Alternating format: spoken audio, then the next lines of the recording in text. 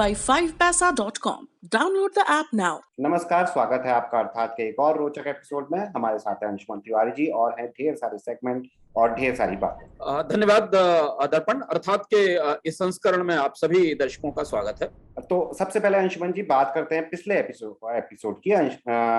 आजादी की 75वीं वर्षगांठ पर हमने एक नई तरह की आजादी की बात की थी, एक नई तरह की क्रांति की बात की थी, नियो बैंकिंग, ओपन बैंकिंग और फिनटेक कंपनी से जुड़ी हुई क्रांति की, और साथ में बात की थी इससे जुड़े हुए खतरों की। पिछले संस्करण में हमने बैंकिंग के उन प्रयोगों की बात की थी जो भारत में अपने आप हो गए हैं और अब धीमे धीमे उनमें काफी तेजी आ रही है।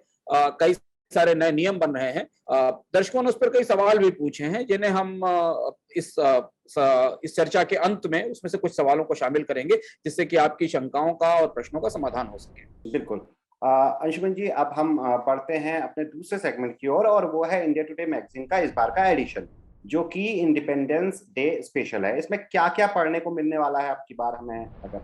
दर्पण, ये अंक काफी विशिष्ट है।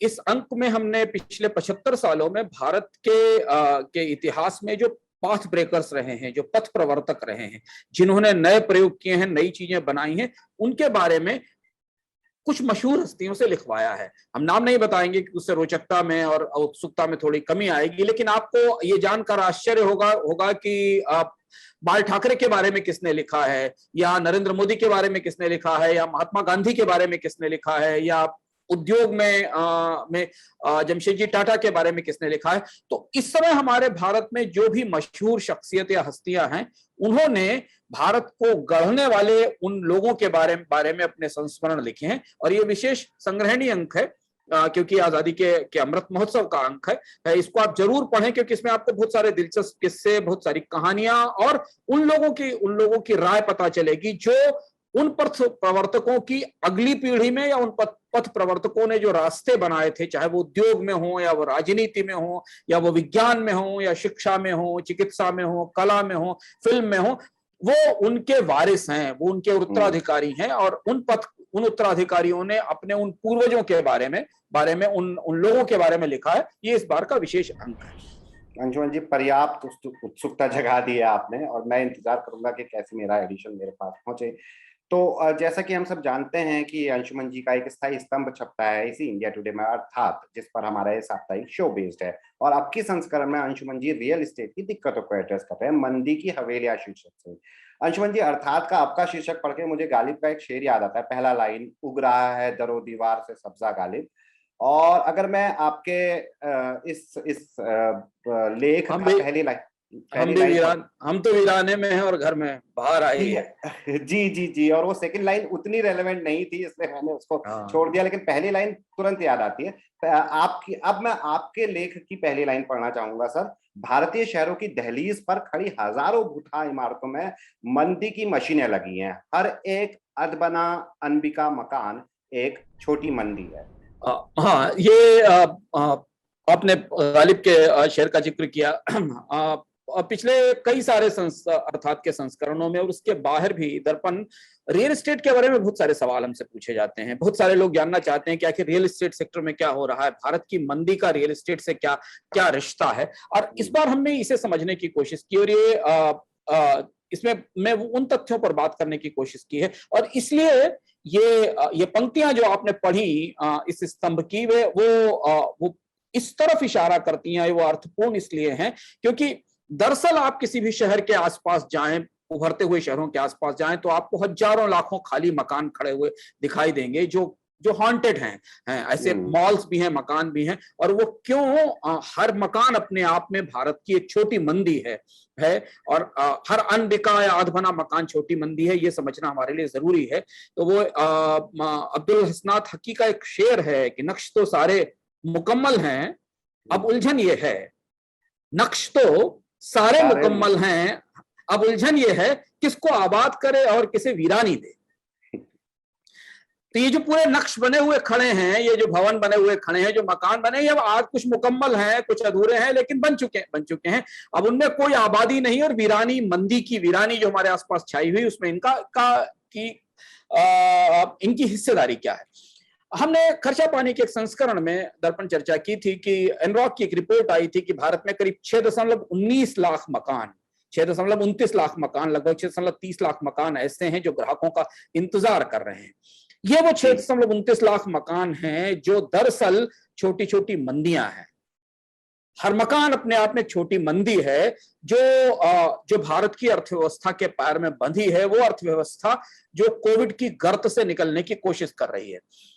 इस रिपोर्ट को पढ़ते हुए, इस रिपोर्ट में बहुत सारे तथ्य थे अलग अलग बाजारों के बारे में, दिल्ली के बाजार के आसपास मकानों की क्या स्थिति है, मुंबई के बाजार के आसपास, बैंगलोर, पुणे और बाकी दुनिया भर भारत के और बाकी शहर, जयपुर या दक्षिण भारत के शहर।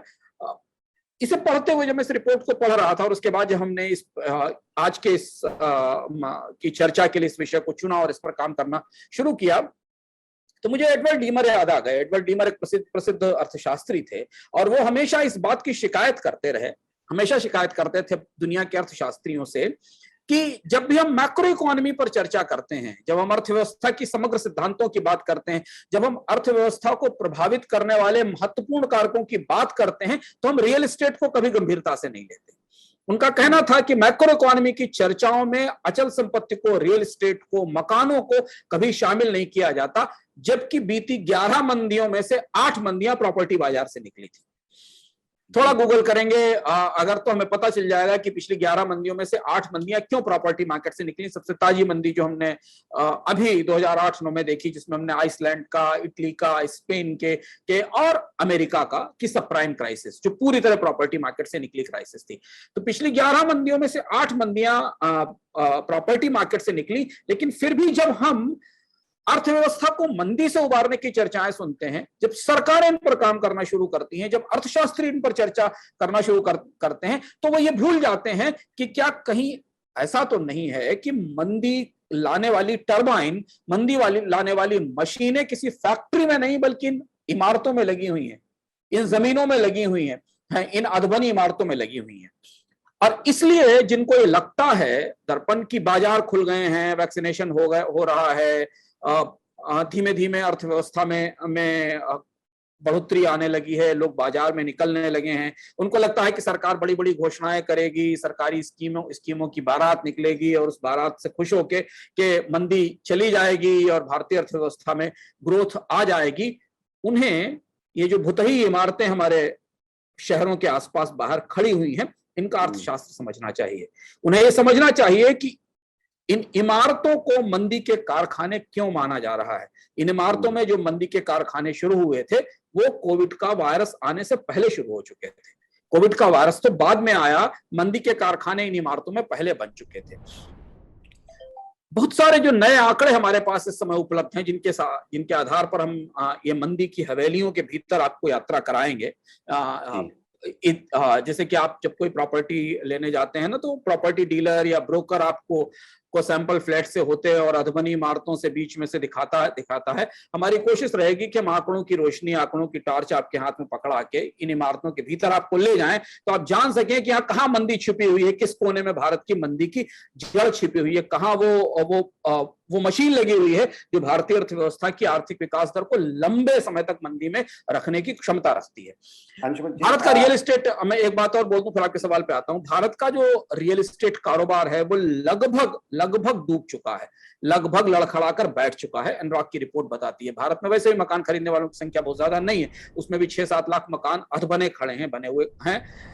सबसे बड़ी चीज जो नजर आ रही है हमें कि जो भारत में मंदी का प्रेत है, जो पूरी दुनिया में ग्रोथ आ रही, भारत में नहीं आ रही है, उसकी ताकत, उसकी शक्ति यहां पर मौजूद है, भारत की अचल संपत्ति या रियल एस्टेट के कारोबार में मौजूद है। और एक और जो दूसरी चीज, इस पर हम आखिरी में चर्चा करेंगे विस्तार से इसके अंत में, कि यह संकट ऐसा लगता है दर्पण कि एक और संकट आने पर ही दूर होगा।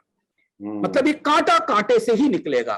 इस संकट को दूर करने के लिए हमें एक और संकट का इंतजार करना पड़ेगा। कैसे करना पड़ेगा वो हम इसी चर्चा में आगे बात करेंगे, पर लेकिन पहले आपकी उत्सुकता और आपका सवाल है। जी, मैं वही कह रहा था कि जो आप यात्रा करवाने वाले हैं इस हवेली की, उसके बीच में मैं चाहता हूं कि जहां पे भी मौका मिले आप मेरा ये सवाल जरूर एड्रेस कीजिएगा। जैसा आपने बताया, पिछली 11 मंदियों की कोट अनकोट नींव में प्रॉपर्टी मार्केट ही थी। मुझे भी ताजा उदाहरण याद आता है 2008 का, लेकिन तब भारत काफी हद तक उस मंदी से बच निकला था। लेकिन अंशुमन जी, आपकी बातों से लग रहा है कि अब की आने वाली मंदी की नींव ग्लोबल ना होकर डोमेस्टिक है, तो फिर ये मंदी भी इंडिया स्पेसिफिक ही होगी। आपके पास इससे जुड़ा बहुत सा डेटा और बहुत से फैक्ट्स हैं हमसे शेयर करने के वास्ते, वही उसी से जुड़ा हुआ मेरा सवाल भी। बिल्कुल दर्पण, आपका ऑब्जर्वेशन या आपका निष्कर्ष बिल्कुल सही है। पहली चीज तो ये मंदी जो कोविड के जरिए आई है, ये अंतर्राष्ट्रीय हो सकती है, पर भारत में जो मंदी पहले से मौजूद थी, आर्थिक स्लोडाउन जो पहले से मौजूद था, जो स्ट्रक्चरल प्रॉब्लम्स इकोनॉमी में पहले से मौजूद थी, वो कोविड से पहले आ चुकी थी, और उनकी बड़ी जड़ भारत के रियल एस्टेट कारोबार में। और हम कुछ आपको ऐसे आंकड़ों पर चर्चा करेंगे जो दरअसल हमें अपने बारे में, भारतीय अर्थव्यवस्था के बारे में हमें बताएंगे कि हम खड़े कहाँ हैं। हमें समझ ही नहीं पाते हैं। हमें लगता है भारत में बहुत बड़ी आबादी ऐसी जो मकान खरीदने की क्षमता नहीं रखती। भारत में बहुत बड़ी ऐसी आबादी है जो मकान किराए पर ही लेने की क्षमता रखती है। बहुत छोटी आबादी ऐसी है जो मकान खरीदने की क्षमता रखती है। दूसरा मकान खरीदना तो लग्जरी है, पहला मकान खरीदना या सर पर छत होने की क्षमता रखती है। इसके बाद भी जो तथ्य समझना हमारे लिए जरूरी है दर्पण, क्योंकि हम आप आज जहां खड़े हैं इस समय अगस्त के अंत में, वहां सबके दिमाग में दो ही सवाल है। एक सवाल यह है कि कोविड कैसे और कब खत्म होगा, और कब भारतीय अर्थव्यवस्था अपने स्वाभाविक विकास दर में वापस आ पाएगी। सारे आकलन हमारे सामने रखे हुए हैं जो इस साल 0.5%, 1% की आर्थिक विकास दर बता रहे हैं, वो नगण्य ही नकारात्मक ही आर्थिक विकास दर है। तो सरकार कोशिश कर रही, बैंक कर्ज सस्ता कर चुके।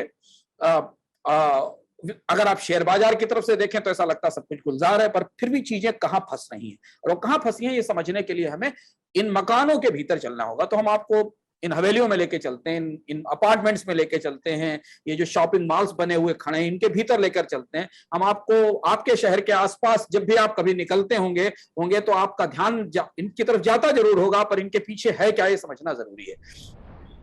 दरअसल ये मंदी इतनी जिद्दी इसलिए है दर्पण कि 2018 तक भारत में अर्थव्यवस्था का टरबाइन कारखानों में नहीं लगा था। जो कारखाने, जिन फैक्ट्रीज की हम बात करते हैं, या जिन दुकानों की बात करते हैं, जिन बाजारों की बात करते हैं, अर्थव्यवस्था का टरबाइन उनमें नहीं, बल्कि ये जो लाखों बनते बसते बिकते मकान थे, कॉमर्शियल प्रॉपर्टी थी, रियल एस्टेट थी, इसमें लगा हुआ था। आपको जान के आश्चर्य होगा कि भारत में बहुत बड़ी आबादी भले ही अपना मकान खरीदने की क्षमता न रखती हो लोन लेकर या अपने तरह से, लेकिन भारतीय अर्थव्यवस्था में कंस्ट्रक्शन का हिस्सा 15% है 2019 में। हम 2019 का आंकड़ा इसमें ले रहे हैं क्योंकि 2020 एक अपवाद वर्ष था, एक एक्सेप्शनल ईयर था, क्योंकि कोविड का स्लोडाउन हुआ था। तो हम आंकड़े में 2019 को आधार बना रहे हैं, क्योंकि 2019 तक तो सब कुछ ठीक ही चल रहा था, ऐसा दावा किया जाता है।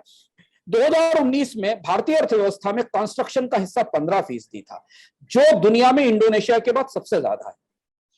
आपको एक क्षण सोचना पड़ेगा कि क्या ये अमेरिका, कनाडा, ऑस्ट्रेलिया जैसे देशों से भी ज्यादा है? जी हाँ, भारत की अर्थव्यवस्था में कंस्ट्रक्शन का हिस्सा अमेरिका, कनाडा, ऑस्ट्रेलिया जैसे जो 21 देश हैं, चीन शामिल नहीं है इसमें। चीन को अलग रखा गया क्योंकि चीन का कंस्ट्रक्शन सेक्टर काफी बड़ा है और उसके बारे में हमारे पास बहुत तथ्यपरक जानकारियां या आंकड़े भी नहीं है। तो उन 21 देशों में, जो बड़े 21 देशों में, केवल इंडोनेशिया को अगर आप माने तो इंडोनेशिया की अर्थव्यवस्था में कंस्ट्रक्शन का हिस्सा भारत से बड़ा है। नहीं तो बड़े देशों की तुलना में भारत में की अर्थव्यवस्था में कंस्ट्रक्शन का हिस्सा 15% था। मोतीलाल ओसवाल की एक विस्तृत रिसर्च रिपोर्ट है जिसका के आंकड़े को हम इसमें रेफर कर रहे हैं और संदर्भ दे रहे हैं। वो ये बताती है कि 2012 में जहां से भारत के रियल एस्टेट सेक्टर में ढलान शुरू होती है, रियल एस्टेट सेक्टर में मंदी आना शुरू होती है, ये इमारतें खाली होना शुरू होती हैं, इन इमारतों में ग्राहकों की संख्या कम होना शुरू होती है, उस समय भारत के जीडीपी में जो कंस्ट्रक्शन में इन्वेस्टमेंट था वो लगभग 20% पर था, 20% पे था। और उस समय इंडोनेशिया और स्पेन भारत से आगे थे, दो देश आगे थे। अब इसे तथ्य में समझने की कोशिश करें कि भारत के कंस्ट्रक्शन सेक्टर में अगर दुनिया के सबसे बड़े देशों से ज्यादा निवेश है तो मंदी, अगर भारत में मकान नहीं बिकेंगे, भारत में कॉमर्शियल प्रॉपर्टी नहीं बिकेगी, तो मंदी भारत में सबसे ज्यादा आएगी और सबसे गहरी आएगी।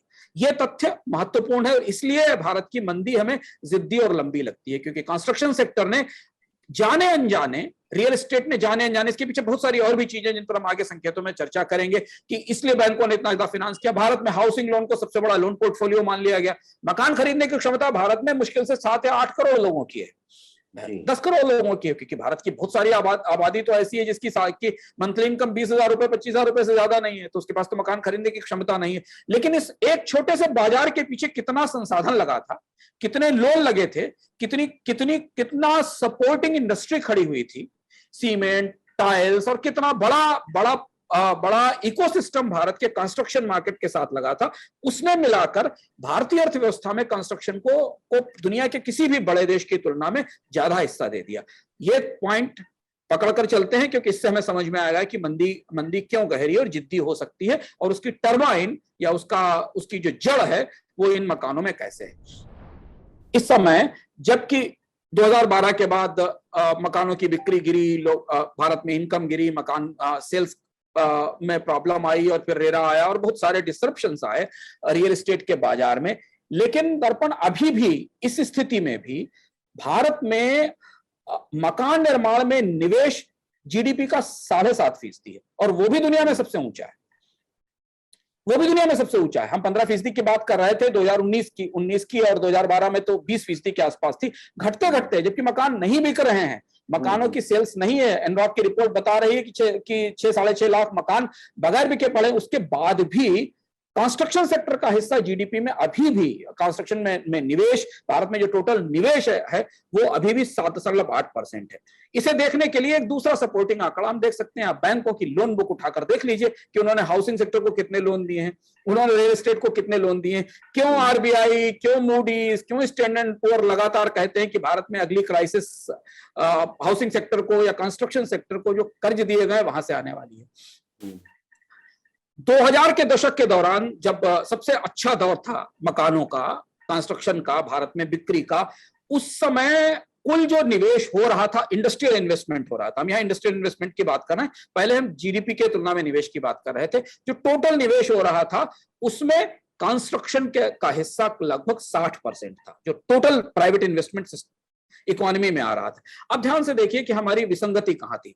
हमारे पास इनकम कम थी, हमारे पास मकान खरीदने की क्षमता रखने वाले लोग कम थे, पर कंस्ट्रक्शन में निवेश बहुत किया जा रहा था। इस उम्मीद में किया जा रहा था कि भारत में अचानक लोगों की इनकम बढ़ जाएगी और हर दूसरा आदमी मकान खरीदने पहुंच जाएगा, हर दूसरे आदमी को मकान चाहिए होगा। और इसलिए क्योंकि कंस्ट्रक्शन एक टाइम लैग्ड एक्टिविटी है, आप अगर आज निवेश करेंगे तो 5 साल बाद, 4 साल बाद, 6 साल बाद वो मकान बनके तैयार होंगे, ग्राहक आएंगे, तुरंत नहीं बनती।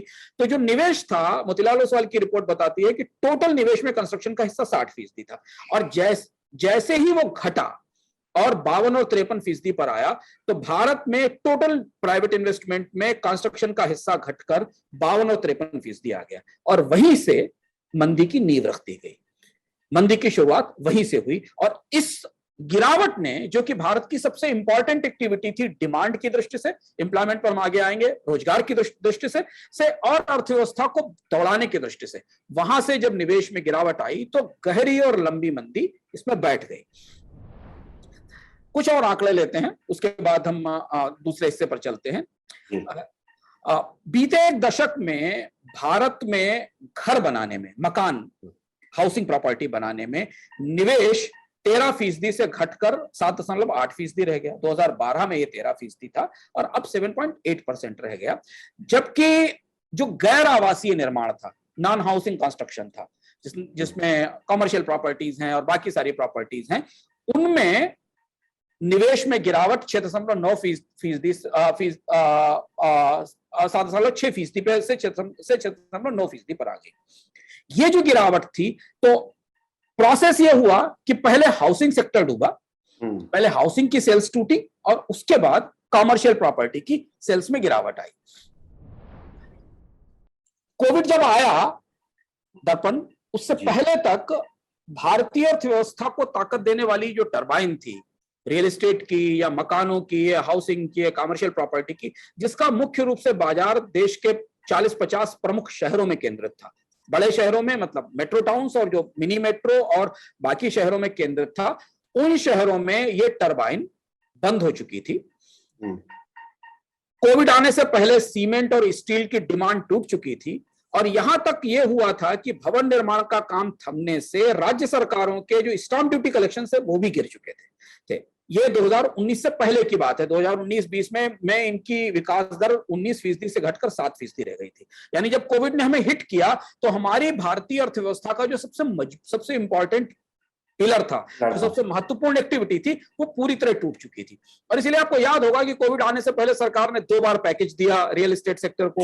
जीएसटी को लेकर 1-2 साल तक पूरा एक किस्म का भ्रम चलता रहा। फिर सरकार को रियल एस्टेट को जीएसटी से जुड़े हुए मामलों में रियायत देनी पड़ी। इसी बीच में रेरा आया, जिसने एक नए तरह से पूरे सेटअप को डिसरप्ट किया। वो कानून जरूरी था रियल एस्टेट रेगुलेटरी अथॉरिटी का, लेकिन उस कानून ने मंदी के दौर में आकर, मकानों की बिक्री घटने के दौर में आकर पूरे से इस सिस्टम को डिसरप्ट किया था या इसको बदला था। तो उसका असर भी हमें मांग पर दिखाई दिया।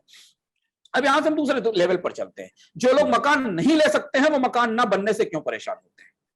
आप कहेंगे, बहुत सारे दर्शक कहेंगे कि नहीं, बहुत सारे लोग तो मकान ले ही नहीं सकते, तो उनके लिए क्या फर्क पड़ता है कि भारत में कंस्ट्रक्शन सेक्टर में कितना इन्वेस्टमेंट होता है और जीडीपी में कितना हिस्सा है। यहां दूसरा पहलू है, जो मकान लेने के लायक स्थिति में आने की कोशिश कर रहे हैं, या जिन्हें मकान नहीं भी लेना है, जिनकी जीविका या जिन्हें मिलने वाले वेतन या मजदूरों से बाजार में डिमांड आती है, उस सेक्टर का पूरा दारोमदार भी इसी पर था। खेती के बाद भारत में कंस्ट्रक्शन रोजगार का सबसे बड़ा स्रोत है, निर्माण सबसे बड़ा स्रोत है। कंस्ट्रक्शन बनते समय भी और उसके बाद भी मेंटेनेंस के लेवल पे 2012 में यहां पर 5 करोड़ लोगों को एम्प्लॉयमेंट मिला था। 5 करोड़ लोगों को रोजगार, अगर 5 करोड़ लोग मान लें और उनके परिवार में 3 लोग मान लें, तो करीब 15 करोड़ लोग कंस्ट्रक्शन सेक्टर से जीविका लेते थे। 2000 में यह संख्या घट के 1.7 करोड़ रह गई। यानी सबसे ज्यादा तेजी से बेकारी या सबसे ज्यादा तेजी से रोजगारों की कमी कंस्ट्रक्शन सेक्टर में हुई। और जितने लोगों को रोजगार मिला था 2012 में दर्पण, वो भारत में टोटल कामगारों का करीब 11% है। यानी खेती के बाद दूसरा सबसे बड़ा हिस्सा यह है जहां पर सबसे ज्यादा जॉब्स मिल रहे थे लोगों को। वो मकान बिक रहे थे, नहीं बिक रहे थे, पर बन तो रहे थे। बैंक उनके पीछे लोन लगा रहे थे, बिल्डर्स उन्हें कंस्ट्रक्ट कर रहे थे, उम्मीदें की जा रही थी कि ग्राहक आएंगे और उनको मकान खरीदेंगे। इसका नतीजा क्या हुआ? इसका नतीजा मैं एक दूसरे आंकड़े में देखता। हम यहाँ अर्थात में ये कोशिश करते हैं दर्पण कि हम आपको बहुत सारे अलग अलग आंकड़ों को एक साथ जोड़कर एक पूरी तस्वीर बता सके। उसका नतीजा क्या हुआ? 2017-18 में भारत में बेकारी की दर 45 साल के सर्वोच्च स्तर पर पहुंच गई, क्योंकि एग्रीकल्चर में सीजनल एम्प्लॉयमेंट है, सीजनल काम है, रोजगार है। एग्रीकल्चर से जब लेबर खाली होता था तो वो कंस्ट्रक्शन सेक्टर की तरफ आता था, शहरों के आसपास होता था। वो एक्टिविटी जब टूट गई तो 17-18 में भारत में बेकारी की दर 6.1% हो गई, जो 45 साल का रिकॉर्ड लेवल था, जो एनएसएसओ ने बताया। तो मकान भले ही खरीदने के लिए की क्षमता बहुत कम लोगों में हो, पर बनते हुए मकानों से जीविका बहुत सारे लोगों की चलती थी।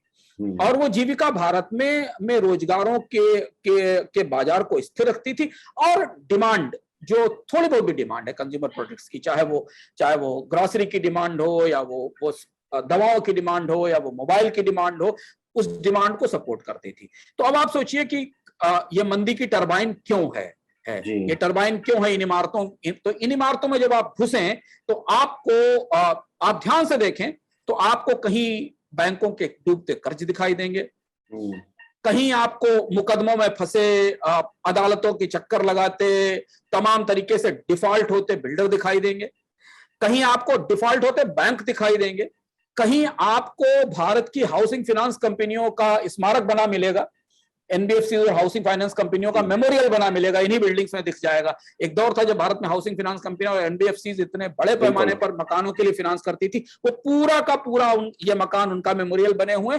और इन मकानों में जो अधबने या अनबिके मकान खड़े हैं, इन मकानों में आपको लाखों करोड़ों परिवारों की बेकारी दिखाई देगी, लाखों करोड़ों परिवारों की बेकारी दिखाई देगी, जो शहरों में आए थे इन मकानों में काम करने के लिए, इन मकानों से जुड़े हुए कामों में काम करने के लिए।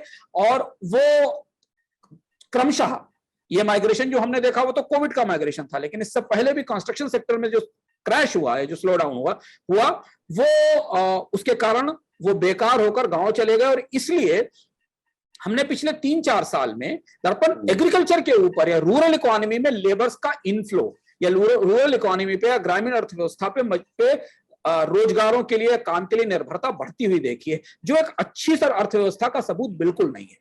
क्योंकि कृषि से तो आप लोगों को बाहर निकाल कर लाना चाहते थे कि वहां इनकम कम है, वहां वेजेस कम है, वो शहर में लाना चाहते थे। वो लोग वापस जाकर उन्होंने रूरल एरिया में ग्रामीण अर्थव्यवस्था पर ज्यादा बोझ बने और उसका नतीजा ये हुआ कि रूरल एरिया में वेजेस की ग्रोथ रेट गिर गई क्योंकि वहां लोग ज्यादा हैं, काम कम है।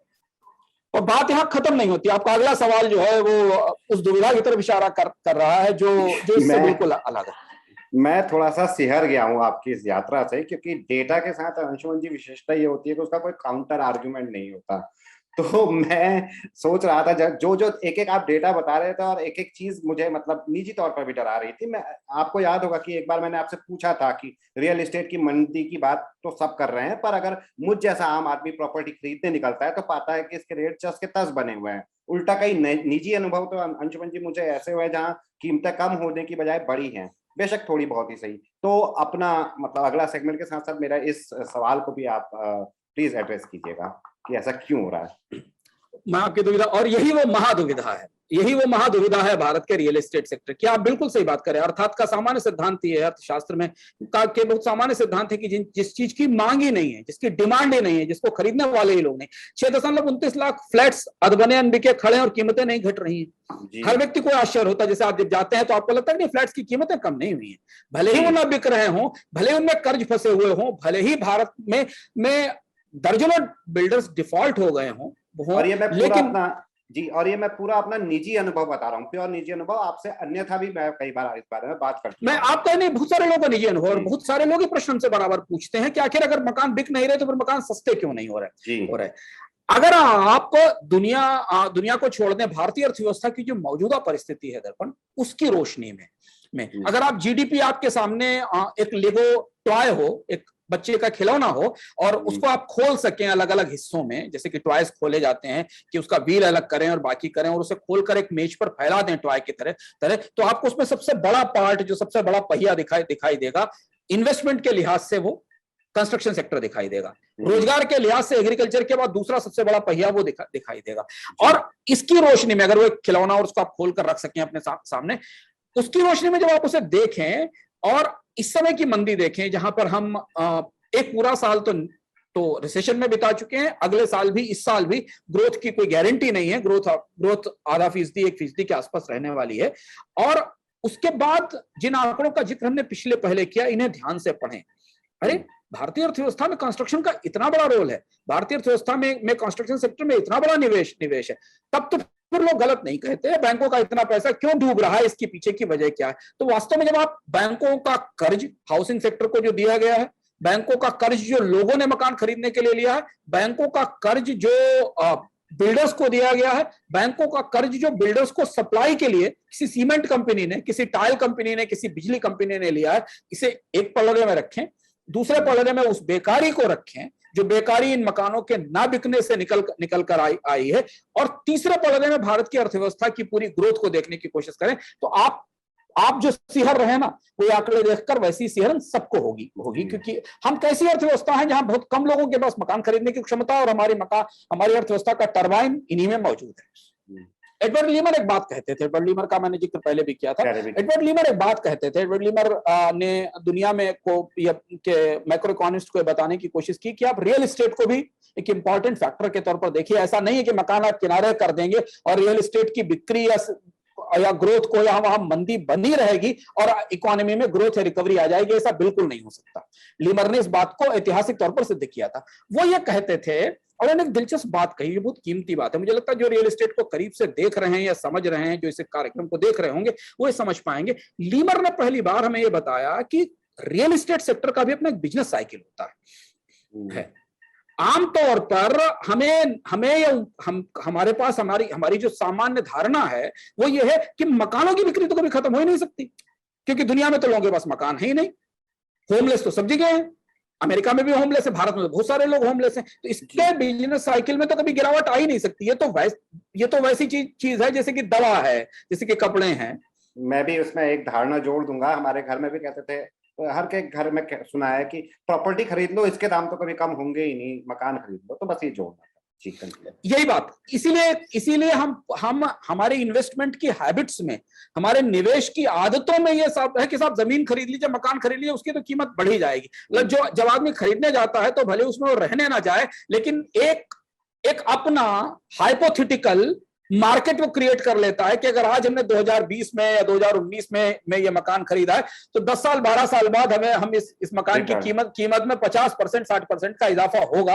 ये वो मान लेता है, उसने कोई रिसर्च नहीं की, उसे ये नहीं पता कि जहां मकान खरीदने जा रहा है उसके आसपास और 200 ऐसे ही मकान खाली पड़े जिनका कोई ग्राहक नहीं है। लेकिन प्रॉपर्टी और रियल एस्टेट को लेकर हमारी अंतरधारणाओं में, हमारी मानसिकताओं में एक चीज छपी हुई कि इसका कोई बिजनेस साइकिल नहीं होता। ये हमेशा अपवर्ड मूवमेंट का प्ले है, क्योंकि जमीनें दोबारा बन नहीं सकती, जमीनों की शॉर्टेज है, मकान खरीदने वाले लोगों की संख्या ज्यादा है, इसलिए आप लैंड में और एसेट में इन्वेस्टमेंट करिए। लीमर ने पिछली पुरानी मंदियों का अध्ययन करके ये बताया कि इसका एक बिजनेस साइकिल होता है, रियल एस्टेट का भी अपना बिजनेस साइकिल होता है। भारत में सरकार, डेवलपर और बैंकर ये सच स्वीकारने को आज तक तैयार नहीं है कि भारतीय रियल एस्टेट का बिजनेस साइकिल टूटकर नीचे आ चुका है, वो अभी भी, और इसलिए कीमतें नहीं घट रही। और अगर आप लीमर के इस कॉन्सेप्ट की रोशनी में ये जो निवेश के आंकड़े हमने दिए हैं और भी बैंकों के आंकड़ों के भीतर जाके देखने की कोशिश करें तो आपको लगेगा कि, तो आपके सवाल का जवाब कि कीमतें कम क्यों नहीं होती, इस तरह से मिलेगा दर्पण कि असली संकट तो अभी आया ही नहीं भारत के रियल एस्टेट सेक्टर में। भारत के रियल सेक्टर में वास्तविक क्राइसिस तो अभी शुरू ही नहीं हुई है। अभी तो हम केवल मकानों की बिक्री रुकने और थमने और बैंकों का कर्ज फंसने और खाली पड़ी इमारतों की परिस्थिति देख रहे हैं।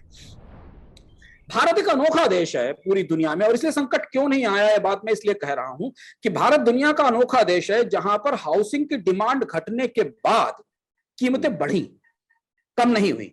दुनिया के सभी बाजारों में जहां जहां हाउसिंग सेक्टर में स्लो डाउन आया, मांग कम हुई, मकानों की बिक्री कम हुई, वहां पर या इन्वेस्टमेंट कम हुआ, वहां मकानों की कीमत में गिरावट आई।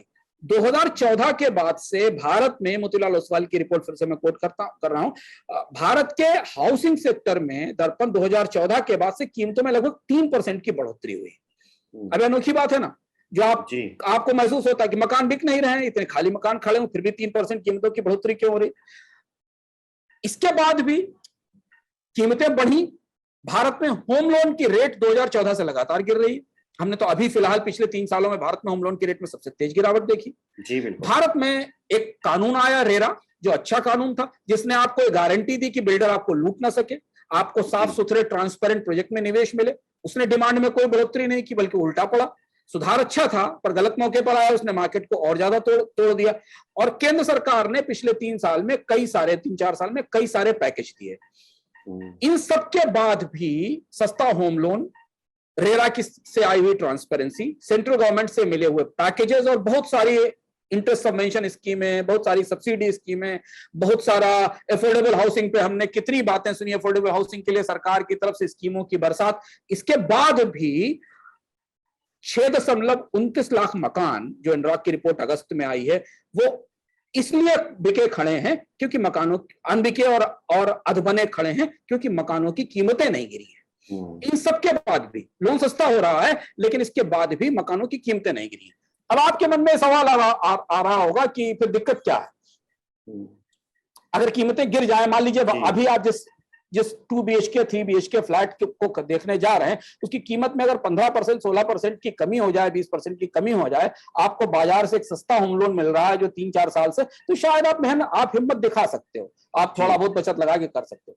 पर यही वो पेच यहाँ ठहरी है। अगर आप ये मान रहे हैं कि भारत के हाउसिंग मार्केट में कीमतें कम होनी चाहिए, तो यही वो दूसरा संकट है जो इस सेक्टर को चाहिए, तभी ये सेक्टर उभरेगा।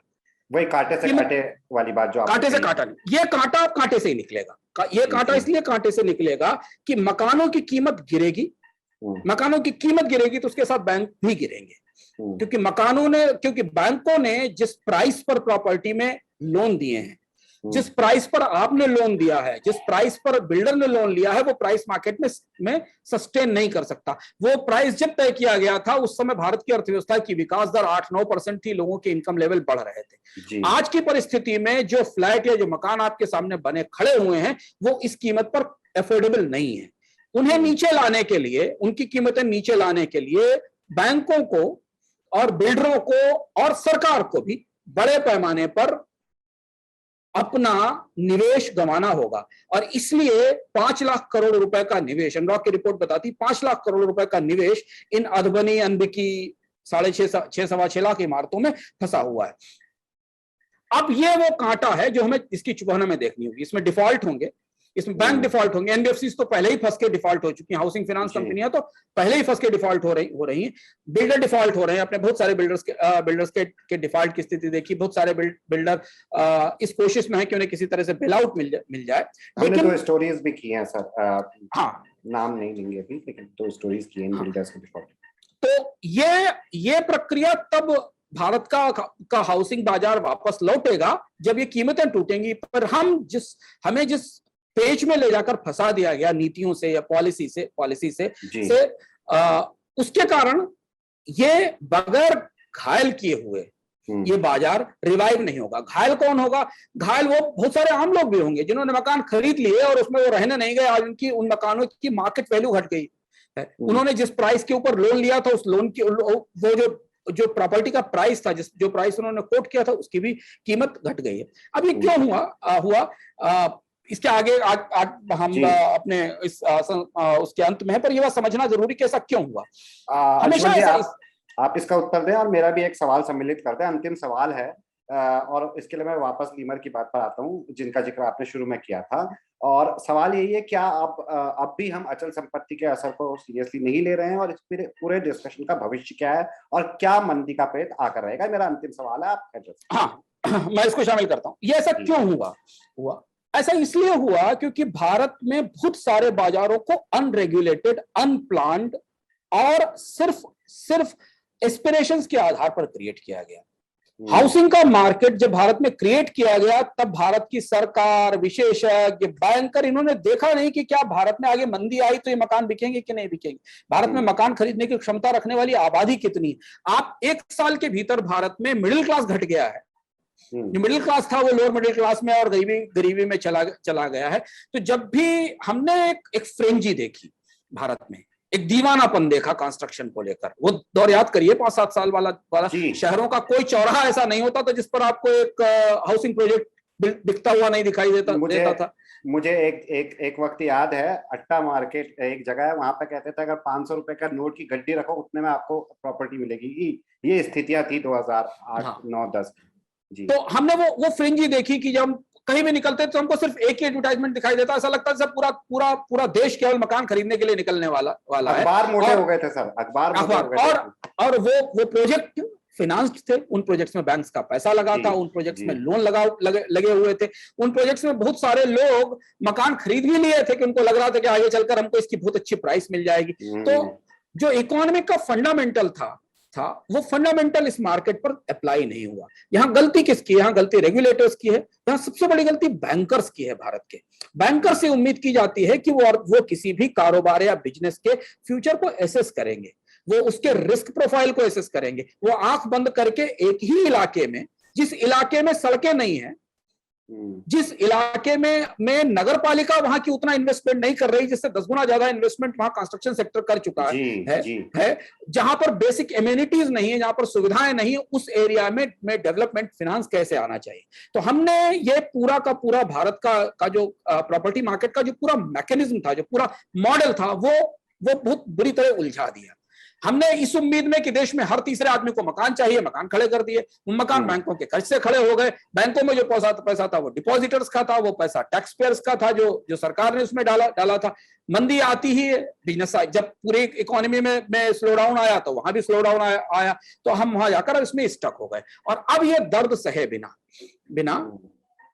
बिना में हम उबर नहीं पाएंगे। हम वापस आपको शुरुआती चर्चा पे लाते हैं, जो आखिरी पैराग्राफ है, जिस हमने शुरुआत में कहा ना कि भारतीय अर्थव्यवस्था में कंस्ट्रक्शन सेक्टर का हिस्सा सबसे बड़ा रहा है रोजगार की दृष्टि से, निवेश की दृष्टि से अब इसका या तो हम एक अल्टरनेट इन्वेस्टमेंट मॉडल ढूंढें, उतना ही निवेश जो मकानों को जमीनों में, रियल एस्टेट में, कॉमर्शियल प्रॉपर्टी में होता था वो किसी दूसरे धंधे में होने लगे जी, तो वहां से एम्प्लॉयमेंट आना शुरू होगा। और अगर किसी दूसरे धंधे में नहीं होता है तो इस कारोबार को अपने पैर पर खड़े रखे बिना अर्थव्यवस्था को संजीवनी नहीं दी जा सकती। तो ये वही 99 का फेर है कि अगर आप कंस्ट्रक्शन सेक्टर में पैसा नहीं डालेंगे, मकान सस्ते नहीं करेंगे, अगर डिमांड यहां से नहीं आई सीमेंट की, स्टील की, टाइल्स की, बिल्डिंग मटेरियल्स की, जॉब्स की, तो वो पहिया नहीं घूमेगा, क्योंकि ये सबसे बड़ा पहिया है उस पूरे व्हील का इकोनॉमी को हम आमतौर पर एक कई गियर वाले व्हील के तौर पर उसकी संकल्पना करते हैं ना, तो उसमें ये सबसे बड़ा व्हील है जिसको घुमाने के लिए हमें करना पड़ेगा। लेकिन ऐसा करने के लिए हमें आग के दरिया में डूब के जाना पड़ेगा। तो ये वो आग का दरिया है, उस आग के दरिया में मकानों की कीमतें टूटेंगी, अभी नहीं तो 6 महीने बाद, साल भर बाद टूटेंगी, क्योंकि ऐसा नहीं होने वाला कि साल भर बाद भारत में लोगों की, आपकी औसत लोगों की इनकम दोगुनी हो जाए कि वो उसी कीमत पर मकान खरीद सके जिस कीमत पर मकान 2011, 12, 13 में उनको ऑफर किए जा रहे थे। इन्फ्लेशन भी जोड़ लीजिए, इनकम भी जोड़ लीजिए, एजिंग भी जोड़ लीजिए, बाकी चीजें जोड़ लीजिए, तो क्या होगा? कीमतें टूटेंगी, बिल्डर डूबेंगे, बैंकों के कर्ज का ठीक ठाक सत्यानाश होगा, बड़ा सत्यानाश होगा बैंकों के कर्ज का, क्योंकि प्रॉपर्टी की वैल्यू टूटेगी तो बैंकों की लेंडिंग टूटेगी। इसके बाद ही बाजार में ग्राहक लौटना शुरू करेंगे। या फिर दूसरा तरीका यह है कि सरकार को अपने बजट से सब्सिडाइज करना पड़ेगा हाउसिंग सेक्टर को बहुत बड़े पैमाने पर, मकानों की खरीद को सस्ता करने के लिए, बैंकों के कर्ज चुकाने के लिए। तो हमने क्या देखा, हम तो इस स्थिति तक पहुंच गए कि भारत में हाउसिंग सेक्टर की क्राइसिस सुप्रीम कोर्ट तक पहुंच गई और सुप्रीम कोर्ट को इंटरवीन करना पड़ा कि केंद्र सरकार बीच में आए और उसकी एजेंसी एक फ्लैट एक बिल्डर को बेल आउट करे और कंस्ट्रक्शन करे, जो फेमस केस हमने सुप्रीम कोर्ट से अभी देखा था। यह सर्जरी कब करनी है सरकार को तय करना है, ना हम तय कर सकते हैं ना आप तय कर सकते हैं। यह सर्जरी सरकार खुद करेगी, बैंकों के जरिए कराएगी, बैंक अपना कर्ज माफ करेंगे, बैंक अपना हेयर कट लेंगे उसके ऊपर यह सर्जरी सरकार को तय करना है। लेकिन एक चीज तय है कि यह इतना बलिदान दिए बिना, ये जो बलिदान रियल एस्टेट सेक्टर को, कंस्ट्रक्शन सेक्टर को चाहिए, ये दिए बिना ये जो मंदी का प्रेत हमारे पीठ पे बैठा हुआ है ना, ये वापस नहीं जाएगा, क्योंकि शहरों में और कोई दूसरी एक्टिविटी इतनी बड़ी नहीं है जो खेती के बाद सबसे ज्यादा लोगों को रोजगार दे सके। इस एक्टिविटी में का पहिया घूमने के बाद ही आप रोजगार, इस छोटे लेवल पर डिमांड और बहुत सारी और चीजें देख पाएंगे। ये रियल एस्टेट सेक्टर की वास्तविक स्थिति है। अब जब हम मंदी से बाहर निकलने की कोशिश कर रहे हैं तो मुझे लगता है कि सरकार को एक बार दोबारा इस पर बैठना चाहिए, नए तथ्यों की रोशनी में उसे देखना चाहिए, उसके पैकेज क्यों फेल हो रहे हैं, क्यों इंटरवेंशंस काम नहीं कर रहे हैं, उसे नए सिरे से देखना चाहिए। क्योंकि अगर ये नहीं उबारा गया तो मंदी हमारी अर्थव्यवस्था की ग्रोथ तो छोड़ दीजिए, लंबा समय तक लंगड़ा के चलने की स्थिति आएगी। अंशुमन जी, आपके आर्टिकल की लिखी एक लाइन से ही मैंने इस पूरे डिस्कशन को शुरू किया था, उसी से इस डिस्कशन को समाप्त भी करना चाहूंगा। आपने एक जगह लिखा है कि जिनको लगता है महामारी के बाद बाजार खुलने से मंदी गायब हो जाएगी या सरकारी स्कीमों की बारात में झांझ पखावज बजने से मांग और रोजगार के नृत्य शुरू हो जाएंगे, उन्हें इस भुतही इमारतों का मारक अर्थशास्त्र जरूर जानना और समझना चाहिए। और यही समझने का प्रयास हमने आपने आज के डिस्कशन में किया। और इसी के साथ बढ़ते हैं अपने अगले सेगमेंट की तरफ और लेते हैं दर्शकों के सवाल जो उन्होंने अर्थात के पिछले संस्करण में पूछे थे। अंशुमन जी, पहला सवाल है प्रज्ञान सुंदर बिस्वाल जी का। ये पूछते हैं, Anshuman ji, will it be possible in future to buy and sell lands online just as we buy and sell commodities? अच्छा, दिलचस्प सवाल है और ये सवाल हमारे आज का जो सब्जेक्ट है जिस पर हमने चर्चा की, जिस विषय पर, उससे मिलता भी है। आदर्श परिस्थिति में ऐसा होना चाहिए, लेकिन मार्केट कहाँ है इतना बड़ा, और मार्केट, पहली चीज तो ये कि कमोडिटी के तौर पर लैंड या हाउसिंग की सेल के लिए एक बड़ा मार्केट होना चाहिए, क्योंकि एंट्री लेवल कॉस्ट इस प्रॉपर्टी में बहुत ज्यादा है। तो अभी तो केवल आप यही कर सकते हैं कि जो रीट्स जैसी स्कीमें हैं जहां पर प्रॉपर्टी इन्वेस्टर्स अपने प्रॉपर्टी होल्डिंग्स को यूनिट में बदल कर आपको सेल करते हैं, वहां रीट्स में निवेश करके आप प्रॉपर्टी मार्केट में थोड़ा बहुत ट्रेड कर सकते हैं। लेकिन आइडियली होना चाहिए कम से कम खरीद बिक्री एक्सचेंज के तौर पर ना हो सके, पर मकानों से जुड़े हुए सारे कामकाज जो लोगों को पूरे करने के लिए महीनों लग जाते हैं, वही ऑनलाइन होने लगे। रजिस्ट्रेशन, ट्रांसफर, बाकी चीजें भी अगर ऑनलाइन बेहतर ढंग से होने लगे तो भी बड़ी सुविधा होगी। लेकिन भारत में मार्केट क्रिएट करना होगा इसके लिए, इसके बाद ही ये इस तरीके की ऑनलाइन डील्स या इस तरीके के ऑनलाइन ट्रेड शुरू हो पाएंगे। अंशुमन जी, अगले सवाल के बढ़ने से पहले मुझे याद आता है 2-3 साल पहले एक खबर छपी थी कि ऑनलाइन मतलब मकान बिक्री का एक नया रिकॉर्ड बनाया, इंडिया में ही हुआ था। तो मुझे लगा कि ये नॉर्म बन जाएगा, अब तक तो नॉर्म बन ही जाना चाहिए था, बट हाँ अभी भी भविष्य में है ये। अगले सवाल की तरफ बढ़ते हैं। इनका नाम जो इन्होंने रखा हुआ है हॉल ऑफ फेम, ये बोलते हैं why private public sector bank charging money for NEFT, RTGS, IMPS when the same services provided free of cost by फिनटेक्स। ये इनका सवाल है। इस पे ये सवाल भी काफी महत्वपूर्ण है और इस अच्छे सवाल के लिए इन तक हमारा धन्यवाद भी पहुंचे। उसकी वजह है कि पब्लिक सेक्टर बैंक्स का जो रेवेन्यू मॉडल है उसमें वो फ्री सर्विसेज नहीं दे सकते, वो इन सर्विसेज को चार्ज करेंगे क्योंकि उन्हें उन सर्विसेज पर उनको पैसा मिलता है। प्राइवेट सेक्टर बैंक्स के रेवेन्यू मॉडल में सर्विसेज उनके रेवेन्यू का एक ठीक ठाक हिस्सा है, खास तौर पर ऐसी परिस्थिति में जब लोन्स का ऑफटेक और डिमांड कम है, बैंकों के पास जो उनकी कोर एक्टिविटी है उसमें मंदी आ रही है या गिरावट है, तो ऐसी स्थिति में बैंक हमेशा सर्विसेज के चार्ज बढ़ाते हैं। और इसलिए हमने सर्विसेज के चार्ज बढ़ते देखे पिछले 3 साल में। ज्यादातर बैंकिंग सर्विसेज पे, चाहे वो चेकबुक हो, चाहे वो ATM हो, चाहे और बाकी सर्विसेज हो, उनके चार्जेस बढ़ गए।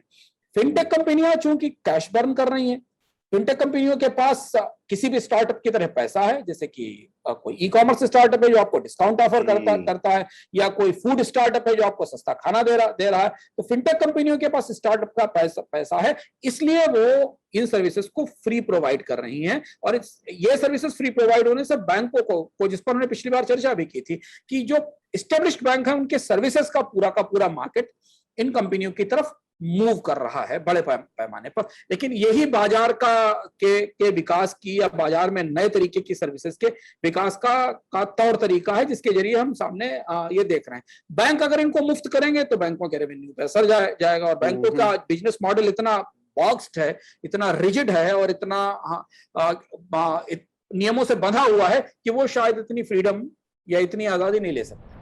तो क्या ये उबर या जियो की तरह लॉस लीडिंग स्ट्रेटेजी है अंशुमन जी? मतलब पहले थोड़ा नुकसान झेलो और मार्केट बना लो, इस तरीके का कुछ है क्या?